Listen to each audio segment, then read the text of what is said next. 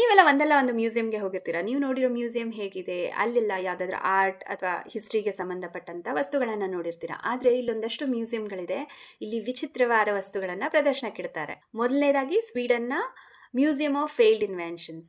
ಇಲ್ಲಿ ಯಾರಾದರೂ ಸೈಂಟಿಸ್ಟ್ ಅಥವಾ ಯಾವುದಾದ್ರೂ ಬ್ರ್ಯಾಂಡ್ ಅವರು ತಮ್ಮದೊಂದು ಹೊಸ ಪ್ರಾಡಕ್ಟ್ನ ಲಾಂಚ್ ಮಾಡಿ ಅದು ಮಾರ್ಕೆಟಲ್ಲಿ ಕ್ಲಿಕ್ ಆಗದೆ ಇದ್ರೆ ಅದನ್ನೆಲ್ಲ ಇಲ್ಲಿ ಡಿಸ್ಪ್ಲೇಗೆ ಇಟ್ಟಿದ್ದಾರಂತೆ. ನೀವು ಇಲ್ಲಿ ಗೂಗಲ್ ಗ್ಲಾಸಸ್ ಇಂದ ಹಿಡಿದು ಕೋಲ್ಗೇಟ್ ಬ್ರ್ಯಾಂಡ್ನ ಲಸಾಗ್ನಾವರೆಗೂ ಎಲ್ಲ ನೋಡ್ಬೋದು. ಈ ಮ್ಯೂಸಿಯಂನ ಮುಖ್ಯ ಉದ್ದೇಶ ಯಾವುದೇ ಒಂದು ಐಡಿಯಾ ಫೇಲ್ ಆದರೆ ಅದು ಅಟ್ ಪ್ರೆಸೆಂಟ್ ಸಿನಾರಿಯೋಗೆ ಸೂಟ್ ಆಗಲ್ಲ ಅಷ್ಟೇ, ಹಾಗೆ ಅದನ್ನು ಹೇಗೆ ಇನೋವೇಟರ್ಸ್ ನೆಕ್ಸ್ಟ್ ಪ್ರಾಡಕ್ಟ್ನ ತಯಾರು ಮಾಡಲಿಕ್ಕೋಸ್ಕರ ಸ್ಟೆಪ್ಪಿಂಗ್ ಸ್ಟೋನ್ ಆಗಿ ಯೂಸ್ ಮಾಡ್ಕೊಂಡಿದ್ದಾರೆ ಅನ್ನೋದನ್ನ ಕನ್ವೆ ಮಾಡುತ್ತೆ. ಮೆಕ್ಸಿಕೋದ ಕ್ಯಾನ್ಕನ್ನಲ್ಲಿ ಒಂದು ಅಂಡರ್ ವಾಟರ್ ಮ್ಯೂಸಿಯಂ ಇದೆ ಅಂತೆ. ಇಲ್ಲೇನಾದರೂ ನೀವು ವಿಸಿಟ್ ಮಾಡಬೇಕಂದ್ರೆ ನೀವು ಸ್ಕೂಬಾ ಡೈವಿಂಗ್ ಅಥವಾ ಸ್ನಾರ್ಕ್ಲಿಂಗ್ ಮಾಡ್ಕೊಂಡು ಹೋಗಬೇಕು. ಇಲ್ಲಿ ಸುಮಾರು 500ಕ್ಕೂ ಹೆಚ್ಚು ಹ್ಯೂಮನ್ ಸೈಜ್ ಸ್ಕಲ್ಪ್ಚರ್ಸ್ನ ಮಾಡಿಟ್ಟಿದ್ದಾರೆ. ಇದು ಒಂದು ರೀತಿ ಆರ್ಟಿಫಿಷಿಯಲ್ ರೀವ್ಸ್ ಆಗಿ ಫಾರ್ಮ್ ಆಗಿದೆ. ಸ್ವಿಟ್ಜರ್ಲ್ಯಾಂಡ್ ಅಲ್ಲಿ ಒಂದು ಟ್ರಾವೆಲಿಂಗ್ ಮ್ಯೂಸಿಯಂ ಇದೆಯಂತೆ. ಇದು ನೋ ಶೋ ಮ್ಯೂಸಿಯಂ ಅಂತ.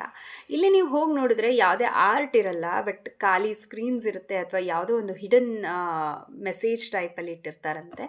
ಎಂಟಿ ಡಿಸ್ಪ್ಲೇಸ್ ಅಥವಾ ಇನ್ವಿಸಿಬಲ್ ಆರ್ಟ್ಸ್ ಏನಿರುತ್ತೆ ಇದನ್ನು ನೋಡಲಿಕ್ಕೆ ಪ್ರತಿ ವರ್ಷ ಸಾವಿರಾರು ಜನ ಹೋಗ್ತಾರಂತೆ.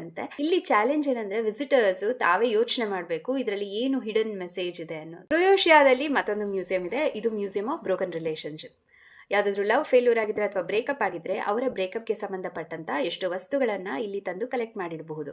ಹಾಗೆ ಅವರವರ ಲವ್ ಸ್ಟೋರೀಸ್ನ ಕೂಡ ಇಲ್ಲಿ ಬರೆದಿಡ್ತಾರಂತೆ. ಇಂಗ್ಲೆಂಡಲ್ಲಿ ಒಂದು ಡಾಗ್ ಕಾಲರ್ ಮ್ಯೂಸಿಯಂ ಕೂಡ ಇದೆಯಂತೆ. ಸುಮಾರು 100 ವರ್ಷಗಳ ಹಿಂದಿನ ಆಂಟಿಕ್ ಡಾಗ್ ಕಾಲರ್ಸ್ನ ಇಲ್ಲಿ ಕಲೆಕ್ಟ್ ಮಾಡಿ ಪ್ರದರ್ಶನಕ್ಕೆ ಇಟ್ಟಿದ್ದಾರೆ.